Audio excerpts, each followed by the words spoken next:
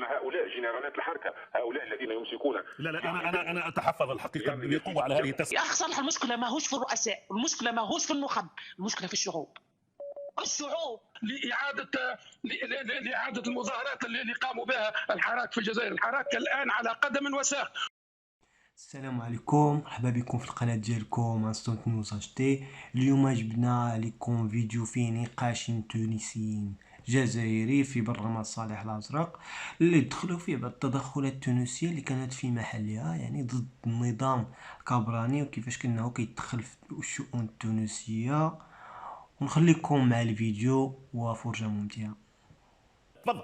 الزبده، انا النظام السياسي الجزائري العسكري هو متورط بالفعل في خسف الثوره التونسيه.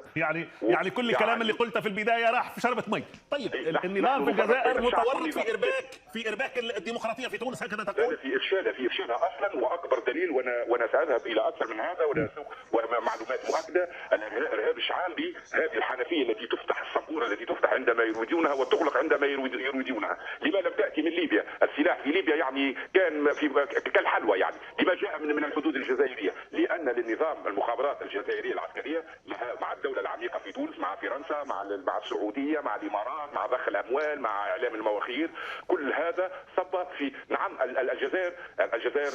النظام العسكري الذي يحكم الجزائر من مصلحته اجهاض الثوره التونسيه حتى لا تنتقل كره النار اليهم، هذه حقيقه. طيب لكن الديمقراطيه عاده عبد الله وانت تعيش في فرنسا، يعني ثقافتنا يبدو غريبه وعجيبه. الديمقراطيه هي عامل استقرار وليس العكس. يعني الجزائر اذا كانت تريد الاستقرار لنفسها لدعمت تونس ان تستقر ديمقراطيا وليس العكس. يعني معقول هذا الفهم المقلوب لدى بعض الانظمه العربيه، على الاقل اذا سلمنا بما تقول؟ يا اخي صالح، المعادله هي بالمقلوب بالمعكوس، لان هذا النظام ليس نظام شرعي ونظام ليس ديمقراطي ولم ياتي بالانتخابات، ولانه نظام عسكري بالاساس ومتسلط على امكانيات الشعب الجزائري العظيم، ولان الشعب الجزائري يعني بطريقه او باخرى مغلوب على امره. والربيع العربي الحقيقي بدا في العشريه السوداء الجزائريه، هذا لم يرأب في شعبه الا ولا ذم وذبحهم وادخلهم في اتون حرب اهليه قاتله مدمره.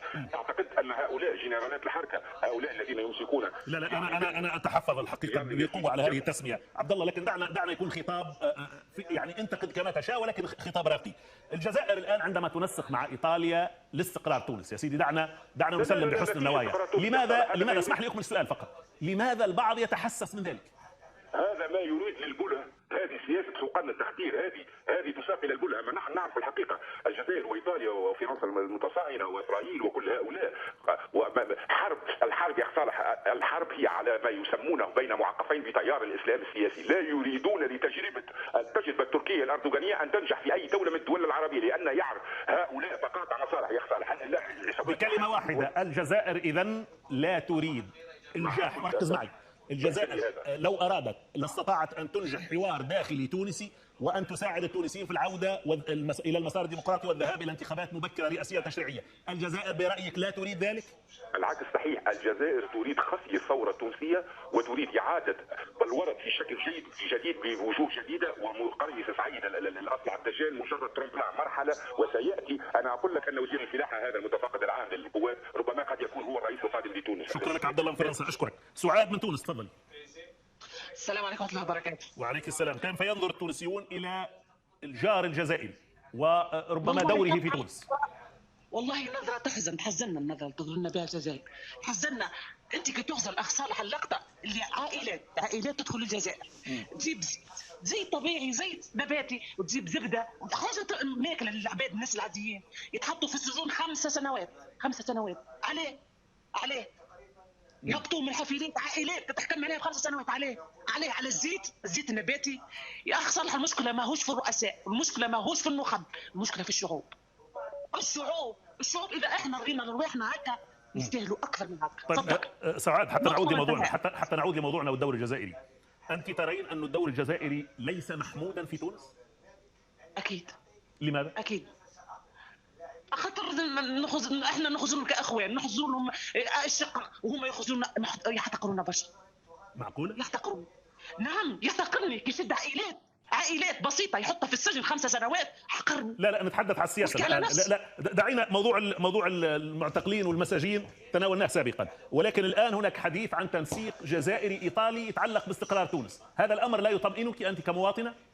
لا لا لا لا يطمئن ابدا ابدا. كان زي يطمئن يحكي معنا احنا جيران، يتشاور معنا وعن الحب نتاعنا. عليه تمشي لايطاليا تمشي لفرنسا؟ عليه؟ كلام جميل. شكرا لك سعاد من تونس. طيب صالح من فرنسا تفضل. صالح مساء الخير تفضل. اولا هذه تبادل الادوار، والجزائر ليس من اليوم. هذا الملف كان بيد المخابرات الفرنسويه واليوم انتقل الى المخابرات الجزائريه. المخابرات الجزائريه تلعب في دور كبير ياسر في تونس لنجاح انقلاب سعيد واللي قايمين وراء سعيد بالانقلاب. سعيد ما هو دمى متحركه في يديهم. ودعني في البدايه سي صالح ان نتقدم بتحيه شكر واعجاب للاخ عبد الله من باريس على شجاعته، هذا البطل الشجاع اللي سمى الامور بامورها، لا عسكري ولا امني بريء من هذا الانقلاب. هذا مؤكد في تونس، هم اللي قايمين بهذا الانقلاب. ولكن يا سي صالح احنا في باريس هناك العديد من الطلبه ومن المحامين ومن الاطباء حبوا توثيق هذه الملفات المفبركه في تونس ضد الناس اللي موجودين حاليا في الحبس. لكن الامور صارت عكس ذلك. المخابرات الجزائريه دخلت بصراحه تامه، وثم من العسكريين من الجنرال كمال البدوي الان موقوف، وهناك زوج ضباط اخرين وقفوهم عندهم 3 ايام، ما نحبش نقول على اساميهم لعل يخرجوا. هذا لفقوهم للملف نتاع الانقلاب باش يقولوا هاو الملفات واضحه والملفات ما هياش مفبركه وموجود فيها الامن وموجود فيها الجيش. لأن الملفات ما فيهاش الجيش ليست انقلابات، ولا يوجد فيها انقلاب بدون سلاح أو بدون تخطيط أمني أو عسكري. ولذا هذه العملية اللي قائمة بها الجزائر لا لا لا لا لا لا ليس مخبي، والأيام بيننا. يعني صالح فقط التلخيص، الانقلاب في تونس برعاية جزائرية؟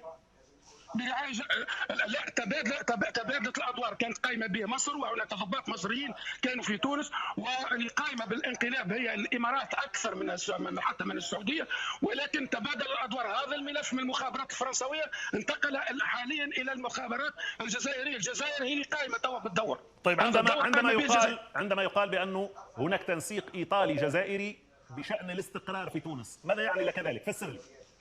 انا يعني لي كذلك الجزائر شافت ان ايطاليا قائمه بهذا، لان السيد سعيد هو الحارس نتاع الحدود نتاع على الجزائر، وانتم تعرفوا على ايطاليا من الهجرة السرية. ثم الجزائر انتقلت لتغطي على هذا الملف الكامل. هاو احنا لما تتابعين ايطاليا، هذا مش غير معقول. ايطاليا والجزائر، الجزائر داخله مخابراتيا وهي اللي قائمه بالشيء هذا اللي موجود في تونس، ولكن انت انتميت الى ايطاليا لتغطيه هذا الملف اللي خذته من ايطاليا، لا اكثر ولا اقل. طيب بكلمه واحده، الجزائر لا تستطيع ان ارادت دفع التوانسه الى حوار وطاوله مستديره في غضون شهر، ومساعدتهم في تحديد موعد الانتخابات الرئاسيه والتشريعيه اذا ارادت فعلا حلا في تونس. لا تستطيع فعل ذلك؟